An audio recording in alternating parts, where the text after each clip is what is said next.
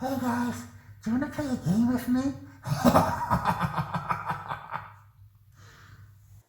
No, I wish that was the real Joker, but he did agree to do a Q&A on Discord. So let's start with the first question. I asked, were you surprised with how quickly capital of E2 grew, or was that anticipated? The real Joker responded with, no, not really. Take a look at Joker City in the ocean and how that blew up. This one had the added benefit of many high-end players starting with me, and by the way, it's now known as Cryptopolis. So there we go, we have the official name for E2 Capital. Moving on to the second question.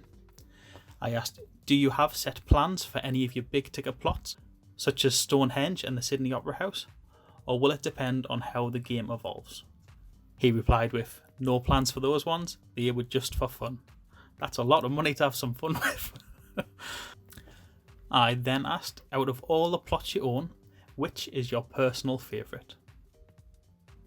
To which he responded, that would have to be Sand Harbour or the Roswell UFO crash. My fourth question, did you see the recent purchase by Warga, Earth 2 Odyssey?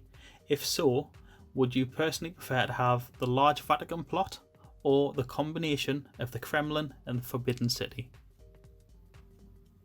The real Joker responded with, the Vatican wouldn't be of interest to him, he'd prefer to be in a new city. So that's much the same as myself as well. I certainly wouldn't be picking the Vatican over those. And question 5, I asked if he had any tips he would share with new and existing players. He responded with, I'd say get involved with a team or city that has real plans to build in VR as the game evolves. I see the cities as having the most value over existing real world locations. And on to question 6.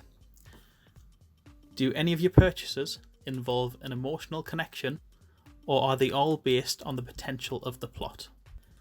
And the Joker responded with, if by emotional we are including just for fun, then yes, absolutely, most of them.